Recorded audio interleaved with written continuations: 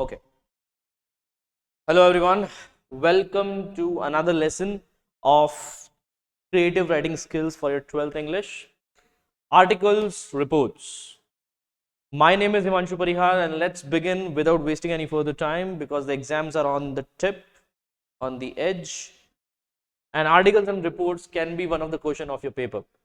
100% इन दोनों में से एक जरूर ऑप्शन में आ सकता है and one more thing can be both of them can be in different questions as well, so you need to know what are these and how to attempt them. एक quick revision, एक छोटा सा summary लेकर हम दोनों को finish करेंगे. Concept exercise पे बात करेंगे. Let's start with the first thing. Article और रिपोर्ट्स में डिफरेंसेस के साथ ही मैं इसको एक्सप्लेन करता चलूंगा because they are part and parcel of the same question in your exams. तो हम इनको पैरेलली ले रहे हैं. पैरेलली ले रहे हैं का मतलब मैं कॉन्सेप्ट भी दोनों को एक साथ समझाऊंगा और दोनों की एक्सरसाइज भी एक साथ करेंगे. I am also going to take sample papers question for their practice.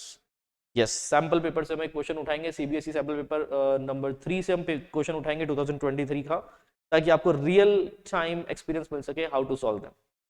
सबसे पहले व्हाट्स एन आर्टिकल. तो आपके ग्रामर में article is a and the part of determiners, but no, we are not talking about grammar, we are talking about writing skills. यहाँ पर article is a mini essay. It's a short informative writing piece comprising data, details and all the rest. और सबसे important चीज कि अगर आप इसको बोलते हो मिनी ऐसे, तो साथ ही साथ एक चीज और याद रखना स्टूडेंट्स कि मिनी ऐसे के साथ साथ प्रेजेंट टेंस में लिखा गया एक टेक्स्ट पीस भी है. क्योंकि रिपोर्ट्स में जस्ट रिवर्स साइड अगर आप उसको मिनी ऐसे बोलते हो रिपोर्ट्स को, तो थोड़ा सा दिक्कत होता है. रिपोर्ट सुनने में ऐसा लगता है कि कोई स्टेटस रिपोर्ट देनी है, पर मोस्टली रिपोर्ट्स आर नरेशंस.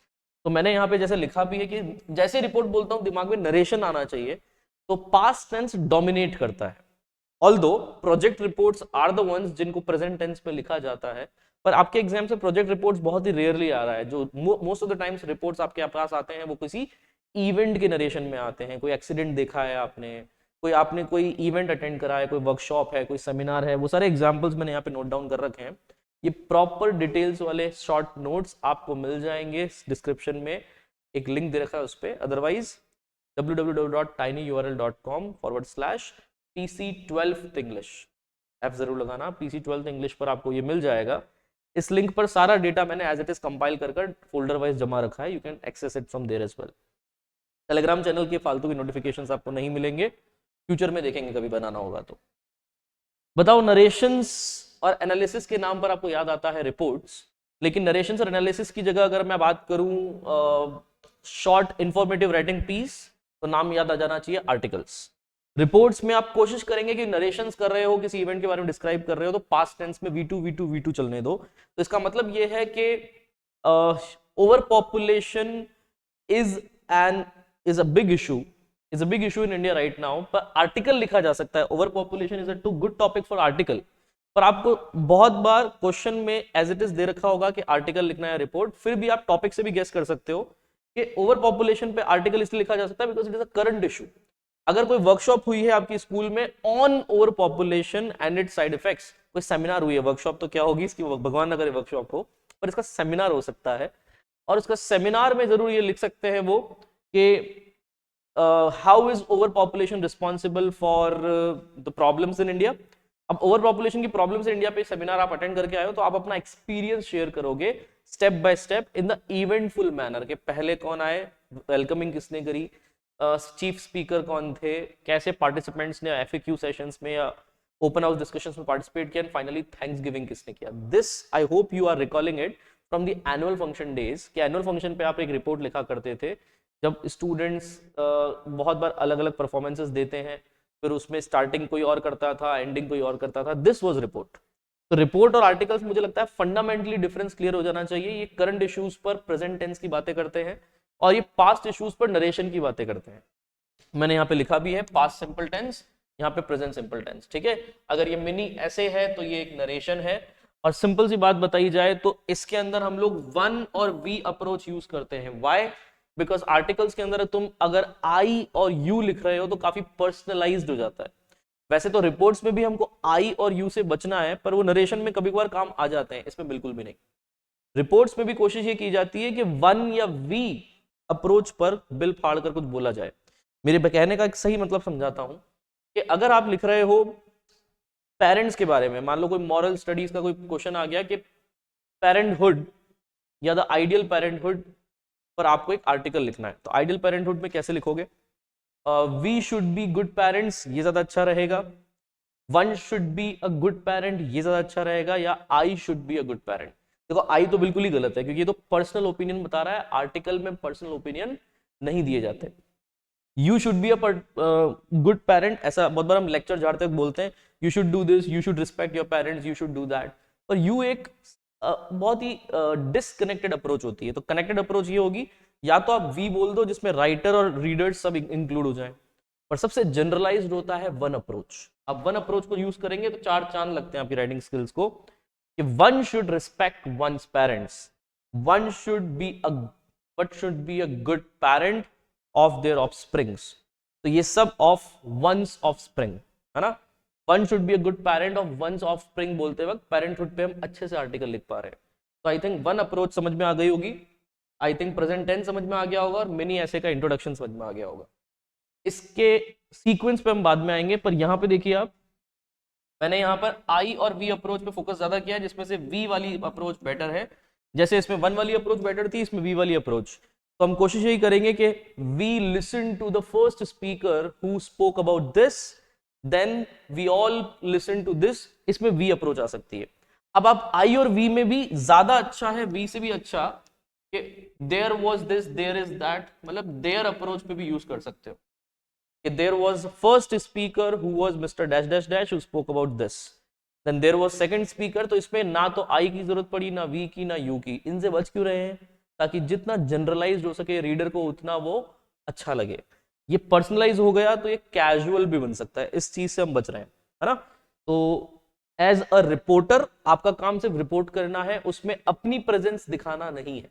तो जब आप किसी रोड से गुजर रहे हैं और वहां पे कोई एक्सीडेंट हो जाता है, इसकी रिपोर्टिंग तुम न्यूज़पेपर के लिए कर रहे हो, तो आपके जितने भी रिपोर्ट्स हैं वो न्यूज़पेपर रिपोर्ट्स के नाम से ही चल रहे हैं। मैगजीन रिपोर्ट्स मोस्टली इसमें देखने को नहीं मिल रही है। पर याद रखना, प्रोजेक्ट रिपोर्ट्स, मैगजीन रिपोर्ट्स और न्यूज़पेपर रिपोर्ट्स में से मोस्ट ऑफिशियल होती है न्यूज़पेपर रिपोर्ट्स। जैसे आप कहीं रोड पर चल रहे हैं और एक्सीडेंट हो गया, तो आप ये नहीं लिखेंगे कि I saw a fast car coming, there was a fast car coming from down street and suddenly one more biker है ना came from the left street, both got clashed and met a deadly accident। ऐसे हम start कर सकते हैं। तो ये report हो सकती है ना। मैंने इसमें आई वी यू और वन का यूज किया है, right. He she it third person में चलने दो, तो यहां पर देयर के साथ कौन से पर्सन में चलने दो? थर्ड पर्सन में, जैसे ही शी इट दे, ये कोशिश अच्छी रहेगी। और इसमें वन अप्रोच भी थर्ड पर्सन जैसा ही है, पर वन अप्रोच ज्यादा अच्छा लगता है। One should do this, one should do that, उसमें लेक्चर देने में भी ठीक रहेगा। अब बात करते हैं इनके सीक्वेंस की। तो यहां पे याद रखना कि जब आप नरेशन कर रहे हो रिपोर्ट्स के अंदर, आप ऑलमोस्ट नरेटर के जूतों में हो। तो एनालाइज योरसेल्फ और think about, you are actually in the place of person who is watching such an accident. तो क्या निकलेगा उसके आंखों से, उसके थॉट से, वही लिखना है। तो इसमें बेसिकली आपको इमेजिनेशन बहुत अच्छा करना है। Just imagine, imagination I think is a piece of cake for the people who can write anything in their diary. अगर आप डायरी राइटिंग करते हो जो कि एक रियलिटी है आपकी लाइफ का, तो इमेजिनेशन करना तो और भी इजी है, क्योंकि उसमें ऐसे सिमिलर इंसिडेंट्स आपने आसपास देखे हैं। जैसे एनुअल फंक्शन आपने देखा है अपने स्कूल में होते हुए, तो एनुअल फंक्शन पर रिपोर्ट लिखना आसान हो जाता है। और प्रॉब्लम यह है कि अगर आपने किसी सेमिनार में अटेंड नहीं किया होगा, तो सेमिनार के बारे में क्या क्या सीक्वेंस होना चाहिए वो इमेजिनेशन करनी बहुत दिक्कत हो सकती है। कि क्या सेमिनार में वैसा ही होता है जैसा एनुअल फंक्शन में होता है? नहीं। सेमिनार में क्या हम नॉलेज गिविंग के लिए पहले किसी को वेलकम करने के लिए बुलाते हैं, फिर वो अपना मेन भाषण देते हैं या मेन आइडिया सही शेयर करते हैं, फिर उसके जूनियर आर्टिस्ट या जूनियर स्पीकर्स आते हैं, देन फाइनली कोई इंस्टीट्यूट का हेड उनको थैंक्स बोलता है। ये तरीका सेमिनार में बैठने वाले को ही पता है। वर्कशॉप में कैसे कोई स्टार्ट करवाएगा ट्रेनिंग सेशन को, और फिर ट्रेनिंग होते होते होते हैंड्स ऑन एक्सपीरियंस मिलेगा। फिर हैंड्स ऑन एक्सपीरियंस से हम लोग चले जाएंगे उस जगह जहां पर पूरी ट्रेनिंग को समअप किया जाएगा with final projects and final conclusions, and finally thanks giving या टेक अवेज लिए जाएंगे कि क्या हमको एक्चुअल लेसन्स मिले हैं इस वर्कशॉप से। हमको होस्ट वगैरह भी करवाया जा सकता है, बिकॉज वर्कशॉप्स कभी कभार लंबी भी हो सकती है। तो ये एक्सपीरियंस जिसका होगा ना, वो इसके नरेशन को आराम से संभाल पाएगा। विदाउट एक्सपीरियंसेस, नॉलेज का सबसे बड़ा रोल मिलेगा आपको आर्टिकल्स में। आर्टिकल्स में आपको नॉलेज की बहुत वैल्यू मिलेगी। तो अगर आपको किसी टॉपिक का बिल्कुल भी नॉलेज नहीं है, तो आर्टिकल आप नहीं लिख पाएंगे, पर किसी टॉपिक का आपको एक्सपीरियंस नहीं है तो आप रिपोर्ट्स भी नहीं लिख पाएंगे। तो दोनों के लिए रिमेंबर, रिपोर्ट्स के लिए एक्सपीरियंस की बहुत आवश्यकता है एंड आर्टिकल्स के लिए नॉलेज की। आगे बढ़ते हैं, इसका सीक्वेंस क्या रहेगा? तो it will be like creative intro. आप सबसे पहले लिखेंगे कोई सा भी इंट्रो जो आपका क्रिएटिव हो, थोड़ा अच्छा बनाना, सुनने में अच्छा लगना चाहिए, क्योंकि वहां पे आप विन कर जाते हो सबसे पहला गेम ही। Then you can talk about the 2 paragraphs in merits and demerits or in cause and effect or in problem solution. So these kind of things you can talk about in an article. Article में कोशिश करना आप pros and cons और cause and effect में से एक चीज चुन लो, क्योंकि दोनों तो एक साथ चलेंगे नहीं, और उससे आप कंटिन्यू करो एंड फाइनली आप चले जाओ फाइनल थ्रेट या होपफुल फ्यूचर पे। ये फाइनल थ्रेट और होपफुल फ्यूचर से आपकी एंडिंग एकदम परफेक्ट हो सकती है। तो इंट्रोडक्शन, प्रोसेसिंग एंड कंक्लूजन में इंट्रोडक्शन हमेशा क्रिएटिव हो। मैं आपको एक छोटा सा एग्जांपल देता हूं, आप इन चारों में से कोई सा भी देख लीजिए कि अगर हम क्रिप्टो करेंसी की बात करते हैं तो crypto currency is a digital currency. अगर मैं इंट्रोडक्शन में सिर्फ इतना सा लिखता हूं कि crypto currency is the new age of digital currency and it is a growing economy in today's times, तो ये इंट्रोडक्शन बहुत अच्छा है, राइट? पर अगर मैं इसको ऐसे लिखूं, along with food, cloth and shelter, the fourth necessity that everybody must be having and no one counts it is money. Money is shifting from offline to online in present times and cryptocurrency is one of the live example of it. यहां से हम one of the live examples of it, यहां से मैंने start किया। क्या ये थोड़ी सी ज्यादा क्रिएटिव स्टार्ट था? यस। मेरिट्स एंड डिमेरिट्स और कॉज एंड इफेक्ट्स में से आप क्रिप्टो करेंसी के क्या चुनोगे, क्योंकि ये एक बहुत ही डिबेटेबल टॉपिक है, तो इसके मेरिट्स और डिमेरिट्स चुने जा सकते हैं, है ना? इसके प्लस और माइनस चुने जा सकते हैं, मतलब मेरिट्स डिमेरिट्स चुने जा सकते हैं। कॉज इफेक्ट चुने जाते हैं कोई सोशल इशू वाले टॉपिक पे, जैसे ये। अब ओवर पॉपुलेशन के तुम मेरिट्स ज्यादा नहीं मत दिखा देना, क्योंकि it is actually a burden for the country. हाँ, ये बात ठीक है, उससे ह्यूमन रिसोर्स ज्यादा जनरेट होता है, पर ओवरऑल आज ओवर पॉपुलेशन सबसे बड़ा लायबिलिटी है हमारे अर्थ के लिए। तो आप ओवर पॉपुलेशन के कॉज इफेक्ट्स बता सकते हो कि what are the causes that countries are noticing over population.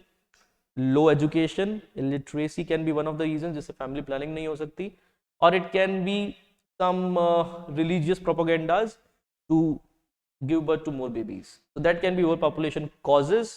Effects क्या होंगे? इसके बहुत भयंकर इफेक्ट्स हैं। रिसोर्स डिप्लीशन, रिसोर्सेज खत्म होते जा रहे हैं, राइट? डिफॉरेस्टेशन, क्योंकि जितना ज्यादा पॉपुलेशन बढ़ेगी उतनी फॉरेस्ट एरियाज कम होंगे, इनवर्सली प्रोपोर्शनल है। फर्नीचर की डिमांड की बात नहीं हो रही, बात हो रही है डिस्प्लेसमेंट की। जितने फॉरेस्ट तुम डिस्प्लेस करोगे उतनी ही तो कॉलोनीज बना पाओगे इन मैक्सिमम पॉपुलेशन के रहने के लिए। तो ऑब्वियसली ओवर पॉपुलेशन के इम्पैक्ट्स बहुत ही डिस्ट्रक्टिव है हमारे एनवायरनमेंट पे, और इसीलिए इसको कम करना पड़ेगा। तो 100% जिस चीज को तुम मान के बैठे हो ये एक इशू है, एक नेगेटिव पॉइंट है, या फिर एक प्रॉब्लम है हमारी सोसाइटी के लिए, उसमें सिर्फ कॉज इफेक्ट से निकालोगे।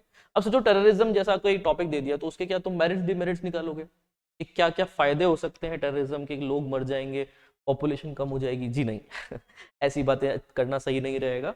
आप कोशिश करिए कि इन चारों टॉपिक्स को जो मैंने यहाँ पे लिखे हैं, जो कि प्रीवियस ईयर क्वेश्चंस में से और सैंपल पेपर्स में से मैंने निकाले हैं, उसमें आप मेरिट्स डिमेरिट्स जैसे क्रिप्टो करेंसी पे ले सकते हैं और कॉज इफेक्ट्स और पॉपुलेशन पे ले सकते हैं। अब यूथ इन पॉलिटिक्स के मेरिट्स और डिमेरिट्स हो सकते हैं कि अगर यूथ आ जाएगा तो बहुत अच्छा रहेगा, वैसे पॉलिटिक्स के लिए बहुत प्लस पॉइंट है, और उसके कुछ नेगेटिव परिणाम भी हो सकते हैं, जैसे स्टूडेंट पॉलिटिक्स जो आपने देखी होगी कॉलेज के अंदर, काफी वायलेंट होती है।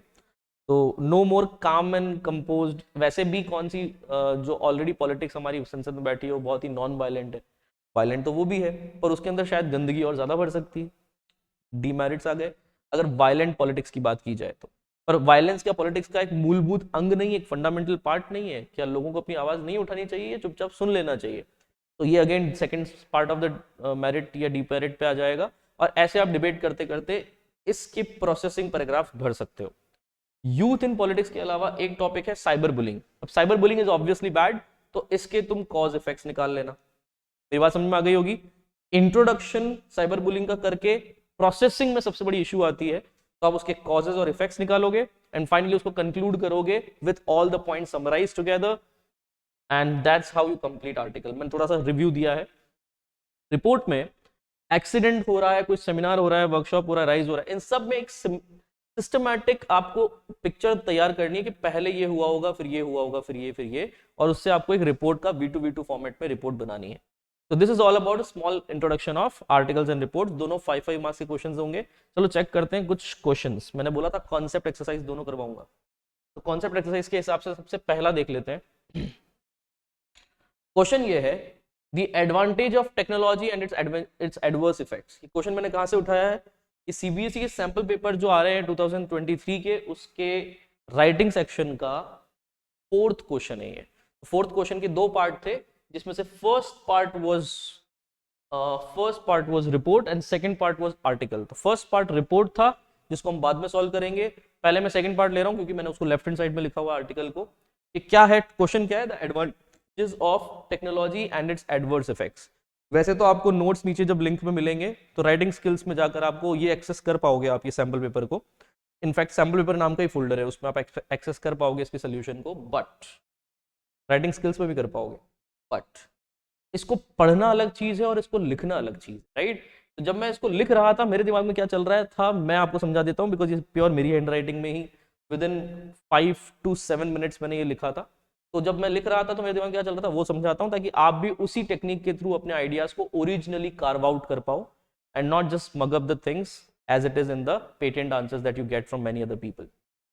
तो एज इट इज टॉपिक लिखना है पहले, फॉर्मेट का नाम, मैं फॉर्मेट और एग्जाम्पल दोनों एक साथ ले रहा हूँ। टॉपिक लिखना और टॉपिक के साथ नीचे आपका नाम। अगर आपका नाम क्वेश्चन में दे रखा है तो एज इट इज नाम यूज कर लो, अदरवाइज उन्होंने आर्टिकल्स में आजकल क्लूज देने शुरू कर दिए, या तो क्लूज के सारे आसपास चलना है तो कंटेंट जस्टिफाइड होगा। क्लूज आपने यूज नहीं करे तो मार्क्स कटेंगे, रिमेंबर दैट। और क्लूज नहीं दिए हुए हैं तो you are on your own, फिर आप जितने आइडियाज खुद से बना सकते हो बना लो, बस रेलेवेंट होने चाहिए, ये इंपॉर्टेंट है। मैंने अभी थोड़ा सा आइडिया दिया था। तो advantages of technology and it's adverse effects में मैं सबसे पहले बात कर लेता हूँ कि बहुत सारी मिरियाड ऑफ टेक्नोलॉजिकल गैजेट्स हैं। यहाँ पर एक्चुअली उन्होंने फोकस किया था कि गैजेट्स के आसपास यूथ आजकल काफी रहता है, तो उसके एडवर्स इफेक्ट्स क्या हो सकते हैं और उसके एडवांटेजेस क्या हो सकते हैं। Don't you think topic he merits demerits वाला है? तो मैंने भी वहीं से शुरू किया। ये पूरा फर्स्ट पैराग्राफ एक क्रिएटिव ओपनिंग देने की कोशिश की गई थी, राइट, कि there are myriad of techno gadgets all around us, but the fourth essential of survival after food, cloth and shelter, जो कि मैंने आप क्रिएटिव स्टार्ट में दिया था वैसा का वैसा है, कि फूड, क्लोथ एंड शेल्टर के बाद में जो फोर्थ मोस्ट एसेंशियल थिंग है आज के जमाने में वो है गैजेट्स। तो अगर मुझे किसी भी टॉपिक को क्रिएटिव स्टार्ट देना, मैं इन तीनों के साथ उसको फिट करके एक नया स्टार्ट दे सकता हूँ कि फूड, क्लोथ एंड शेल्टर के अलावा आजकल गैजेट्स बहुत भारी काम हो गया है। वैसे मैंने उसमें मनी डाला था क्रिप्टो करेंसी में, तो इसमें गैजेट्स डाल दिया। This is called flexibility, right. Range of these miraculous क्यों? क्योंकि इस कुछ सालों पहले ये एक ड्रीम कम ट्रू लगता था, घर पे बैठे बैठे तुम किसी टिकट को बुक कर रहे हो, आज सच है। तो these miraculous man made machines and devices का जो रेंज है वो स्टार्ट होता है फ्रॉम मिनी। अब देखो मैंने क्या किया, मैंने सबसे पहले गैजेट्स की प्रेजेंस को इंट्रोड्यूस किया कि आजकल गैजेट्स बिल्कुल उसी तरीके से प्रेजेंट है जैसे food, cloth and shelter for everybody. और फिर मैंने उसकी रेंज बताई कि वो कौन कौन से रेंजेस ऑफ गैजेट्स में आता है। तो मैंने छोटे से छोटे गैजेट्स में स्टार्ट किया, it ranges from miraculous manmade machines and devices में ranges from minuscule mobile phones and spy pen, जैसे छोटे छोटे से इंस्ट्रूमेंट्स हैं, स्पाई पेन, मोबाइल फोन, यहां से स्टार्ट होता है, and it goes to AI powered big computers. तो इस रेंज में वो सारे टाइप्स आ गए जो गैजेट्स हमको डिस्कस करने थे।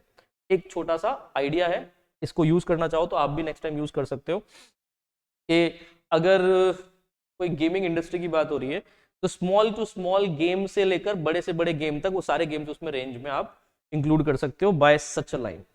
So the range of these miraculous man-made machines and devices go from minuscule spy pen to mobile phones to AI tech, big computers. अब देखो ये तो हो गया फर्स्ट पैराग्राफ, पर आर्टिकल की स्टार्टिंग के बाद आगे देखो क्या करना है आपको। इसके अंदर प्रोसेसिंग करनी है। प्रोसेसिंग मतलब इसके मेरिट्स डिमेरिट्स बताने। तो देखो मैंने क्या लिखा है, there are many overt and covert implications, कुछ ओपन और कुछ हिडन इम्प्लीकेशंस होते हैं, along with all crest and troughs of use of gadgets। तो मैंने जानबूझ के crest and trough and overt and covert use किया है, जो कि up and down, merit, demerit और प्रोज एंड कॉन्स जैसे साउंड कर रहे होंगे, पर इनसे लिखने से क्वालिटी बढ़ती है। तो हमने सिर्फ और सिर्फ एंटोनिम्स को 2 बार यूज कर लिया। तो यहाँ पे बहुत सारे ओपन और हिडन इम्प्लीकेशंस हैं। Highs and lows of gadgets के वो कौन कौन से हैं, चलो स्टार्ट करते हैं। ये मैंने हिंट दे दिया कि मैं मेरिट डिमेरिट्स बात करने वाला हूँ, और फिर मैंने मेरिट्स पे बात करना शुरू किया। ये ऑन फिंगर सॉल्यूशंस हैं एवरीडे टास्क्स के, एफ्लुएंट ग्लैमर है, ठीक है, ये नंबर 1 हो गया, ये नंबर 2 हो गया। एफ्लुएंट ग्लैमर मतलब आप अपनी एक्सेसरीज से शोकेस कर सकते हो अपना स्टेचर कैसा है, अपना स्टेटस कैसा है ना, फ्लैम्बॉयंट बन सकते हो। इम्प्रूव्ड कम्युनिकेशन तो क्लूज में दे रखा था, नहीं होता तो भी आपको याद रखना है, मोबाइल फोन्स तो सबसे बड़ा गैजेट कम्युनिकेशन के लिए बना है। ग्रेटर कनेक्टिविटी है, क्योंकि आज हम लोग इंटरनेट से हर जगह कनेक्ट रहते हैं। रिवोल्यूशनलाइज ग्लोबलाइजेशन है, क्योंकि हम बहुत इजीली कहीं पे भी पहुंच सकते हैं उन गैजेट्स के थ्रू जो बन रहे हैं आजकल। And these are the things which were undreamt ideas of past but are made to be true possibilities of present lives। ये पास्ट में तो ड्रीम्स बनते थे पर आज रियलिटी है, तो उसको मैंने ढंग से लिख दिया। they were undreamt ideas of past, past में तो किसी ने सोचा भी नहीं था इनके बारे में, तो सपना भी नहीं देखा था, पर आज तो made to be true possibilities है। तो आप इसको ऐसे भी लिख सकते थे that they are real possibilities, पर मैंने उसको थोड़ा सा इम्प्रोवाइज किया, of present life just because the gift of gadgets, just because of gift of gadget, ये गिफ्ट ऑफ गैजेट्स की वजह से ही पॉसिबल हो पाया। So this is somewhat what we can claim for 5 out of 5। ऐसे paragraphs को आप 5 आउट ऑफ 5 के लिए क्लेम कर सकते हो। इसके बाद मेरिट्स कंप्लीट होते ही मैंने डीमेरिट शुरू करे। हाउएवर एक वेल नोन सेइंग है that responsibility comes with power, जितनी पावर आती है उतनी रिस्पॉन्सिबिलिटी। तो गैजेट्स में बहुत सारी पावर है। These gadgets have critical effects on the user's health, ये हमारी हेल्थ पे बहुत क्रिटिकल इफेक्ट डालती है। ये क्लूज में दे रखा था और क्लूज को नहीं दे रखा होता तो हम किस में जाते, इसके सेडेंटरी जॉब्स। देखो सेडेंटरी जॉब्स यहाँ पे लिखा हुआ मिल जाएगा, सेडेंटरी लाइफस्टाइल। सेडेंटरी लाइफस्टाइल मतलब ऑफिस शेयर जॉब्स, लेके बैठे रहो और बस काम करते रहो। तो क्रिटिकल इफेक्ट्स होते हैं हमारे हेल्थ पे, एकेडमिक परफॉर्मेंस पे, हमारी सोशल लाइफ पे। ऐसे लिखते हैं आर्टिकल। अब चेक करो इसमें पूरा प्रेजेंट टेंस चल रहा है, गैजेट्स हैव लिखा है, हैड नहीं लिखा है ना। तो मैंने उन चीजों से रिलेटेड बात कर ली कि health, academic performance, sedentary lifestyle, obesity, rise in stress and panic attacks वगैरह। एंड फाइनली वर्चुअल स्टडी, इन सब में इसका बहुत नेगेटिव इम्पैक्ट आता है। जीरो ईक्यू हो जाता है हमारा, शैलो आईक्यू हो जाता है। और ये चीजें मैं क्यों लिख रहा हूं, ताकि रिलेटेबल लगे, है ना। ओबेसिटी आ जाती है, मोटापा आ जाता है, स्ट्रेस बढ़ जाता है, पैनिक अटैक्स हो जाते हैं, ये सब आपको भी पता है, बस कॉमा कॉमा लगा के लिखते चलो। तो ये हमारे नेगेटिव इफेक्ट्स हैं। with shallow IQs and almost zero EQs, emotional question तो ऑलमोस्ट जीरो हो चुके हैं और IQ हमारे शैलो हो चुके हैं, ज्यादा IQ बचा नहीं है, हम टोटली डिपेंडेंट हो गए मशीन्स पे। डिपेंडेबिलिटी भी लिख सकते थे। And have separated the human race from each other, आजकल हम एक दूसरे से अलग बैठते हैं भले ही साथ में बैठे हो, because of the gadgets more than the Covid pandemic did. Covid pandemic से ज्यादा हार्म तो हमको गैजेट्स ने कर दिया है इन आइसोलेशन। और ये सेकंड पैराग्राफ, थर्ड पैराग्राफ खत्म होते ही मेरिट्स डिमेरिट्स का देखो, ये लास्ट कंक्लूजन है कि accounting for both the sides of coin, it's on users, on much importantly on the inventors of these gadgets to prevent the abuse of gifted boons to humanity. ये gifted boons to humanity के लिए मैं gadgets भी लिख सकता था simply, पर मुझे बून्स यूज करना था तो मैंने यूज कर लिया।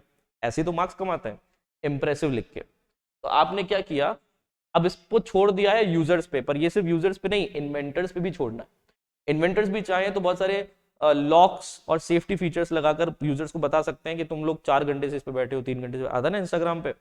तो it's on investors and users both to decide the accessibility and dependability of these gadgets, that they continue being a boon not a bane to the society।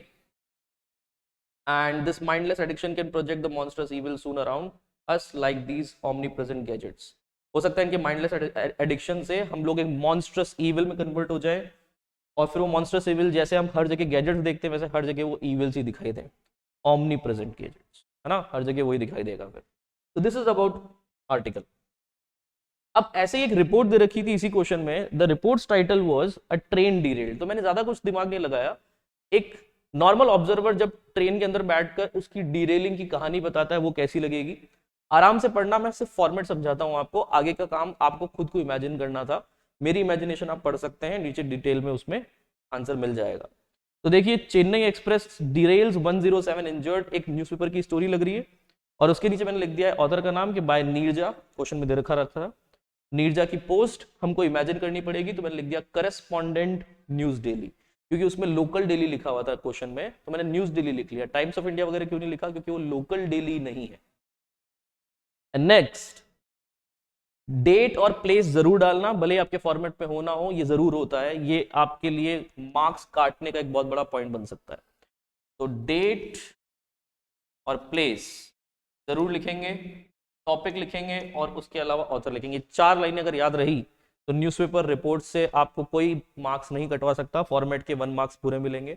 अब कंटेंट, फॉर प्रेजेंटेशन, सबके marks हैं। तो यहां से हमने शुरू किया है कैसे संडे मॉर्निंग को चेन्नई एक्सप्रेस में everything was an alarming accident. Morning में हम सबको अलार्मिंग एक्सीडेंट मिला कि 3 बोगीज ऑफ ट्रैक हो गई, कॉजिंग 0 कैजुअलिटीज। मेन न्यूज सबसे पहले डाल दो और जो डिस्क्रिप्शन है वो सेकंड पैराग्राफ से शुरू करो, है ना। तो 0 कैजुअलिटीज रही। However 12 passengers were hospitalised and 95 got injured.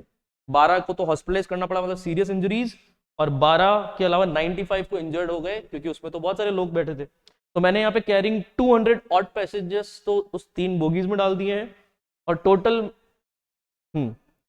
Total passengers मैंने इसमें लिखे ही नहीं, ठीक है। सिर्फ वो 3 बोगीज के बारे में मैंने ज्यादा फोकस किया है, क्योंकि वही थी डिरेल्ड वाली बात। उसमें एक पिक्चर दे रखी थी क्वेश्चन में, पर उस पिक्चर में साफ साफ दिख रहा है 3-4 डब्बे तो डिरेल हुए हैं और कुछ तो उल्टे ही पड़े हैं। तो बस, incident took place when the train number 197, ये मैंने खुद से इमेजिन कर लिया कि ऐसी कोई ट्रेन नंबर है चेन्नई एक्सप्रेस की, जो ट्रेन यहाँ से वहां जा रही थी, ट्रेवलिंग फ्रॉम, ये दे रखा है क्वेश्चन में, from Kollam junction to Bhubaneswar. अब ये नॉलेज थी कि केरला और ओडिशा मुझे आगे लगाना था, वरना तुम खुद से भी लगा सकते थे। Marking 3/4 of the journey comfortably. तो 3/4 तो कंफर्टेबली निकली, ये डिटेलिंग शुरू हो चुकी है। पहले हम लोगों ने 0 कैजुअलिटीज और इंजरीज बता दी, और 3 बोगीज डिरेल हुई ये भी बता दिया। तो मेन न्यूज का खाका हम लोगों ने फर्स्ट पैराग्राफ में दिया है, बड़ी स्टोरी हमने सेकंड पैराग्राफ से शुरू करी है। आप भी ऐसे ही रिपोर्ट में फॉलो करें, सिस्टमैटिक लगता है। तो I think 3/4 of the journey, मतलब 75% जर्नी एकदम आराम से निकल गई थी। भुवनेश्वर पहुंचने ही वाले थे, ये क्वेश्चन में लिखा हुआ है, तब उसमें ये नहीं लिखा हुआ अर्ली मॉर्निंग, हमने लिख दिया 3:15 AM। 3:15 AM के आसपास front 3 bogies along with the engine got derailed, और 200 passengers in a death prone condition में पाए गए। There were 1075 passengers in total. ये है टोटल पैसेंजर्स का काउंट, और ये है अफेक्टेड पैसेंजर्स का काउंट, है ना। In total aboard at its RRB paper day, क्योंकि उस दिन आरआरबी पेपर डे था, ये भी मैंने रियलिटी के लिए इमेजिन करना शुरू किया। तो लास्ट पैराग्राफ देखिए, आपको खुद को समझ में आ जाएगा रिपोर्ट्स कितने इजी होते हैं। कि रेल मिनिस्टर ने, अश्विनी वैष्णव ने बोला कि अभी हम लोग नोटिस लिया है सिचुएशन का, एंड हम लोगों ने अपॉइंट भी कर दिए commission. We have appointed a commission on the status report demanding the reasons for this misconduct from authorities involved as per the sources. Sources से जो पता लगा कि इन ऑफिसर्स के खिलाफ एक अपॉइंटमेंट हो चुकी है कमीशन की, अभी हम लोग जांच कर रहे हैं, यही लिखते हैं मोस्टली हर ऑफिशियल स्टेटमेंट में, तो हमने भी वही लिखा है। तो रिपोर्ट्स बहुत ऑफिशियल फॉर्मेट पे होती है, इमेजिनेशन करना होता है कि क्या क्या हुआ होगा। उसके बाद हमने जिस जिस रिपोर्टर से बात करी, रेल मिनिस्टर से बात करी, उसने क्या बयान दिए और एक्चुअल में क्या हुआ था, ये फर्स्ट पैराग्राफ में शॉर्ट में लिख दिया। तो this is something what we call a report, this is something what we call a article. एक एक एक्सरसाइज मैंने दोनों की इसलिए ली ताकि कॉन्सेप्ट और प्रैक्टिस दोनों हो जाए।